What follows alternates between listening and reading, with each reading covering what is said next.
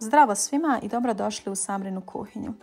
Danas pravimo domaći hljeb bez puno truda. Samo je potrebno promiješati sastojke kašikom i ispeći. Jako je jednostavno. Detaljan popis sastojaka nalazit će se u opisu ovog videa, a kroz sve sastojke proći ćemo i kroz sami video. Prvo ću da pomiješam sve suhe sastojke, a to je 600 g bijelog brašna tip 550, jedna supena kašika kvasca i pola kašike soli. To ću promiješati drvenom kašikom, a nakon toga ću dodati 2 kašike ulja i postepeno ću dodavati 500 ml mlake vode i miješati hljeb kašikom.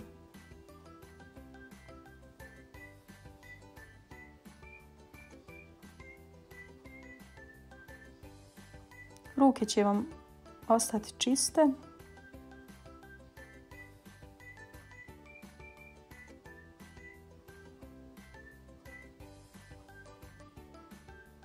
Potrebno je dobro sjediniti sve sastojke.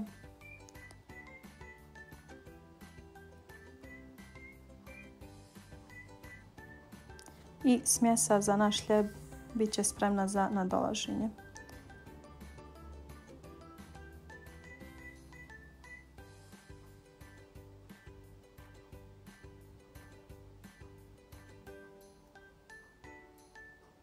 Nakon što sam te sastojke dobro sjedinila,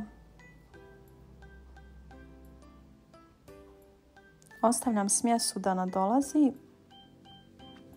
Sad koliko će nadolaziti zavisi koliko vi imate vremena, možda od nekih pola sata do 2 sata. I zavisi od toga na kojoj je temperaturi. Ako je toplije, bit će potrebno manje vremena. Ako je hladnije, bit će potrebno nešto više vremena. Nakon što je smjesa nadošla, prebacujem je na radnu površinu koju sam prije toga pobrašnila.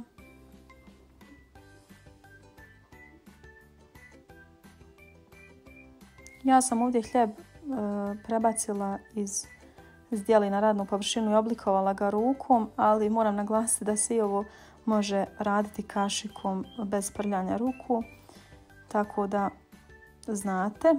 Zatim sam nauljila širpu i prebacila hljeb u širpu.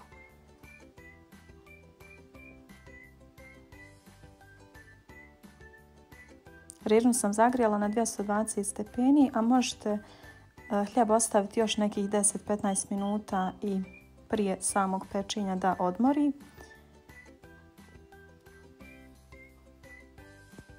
Ja sam ga ovako malo zarezala nožem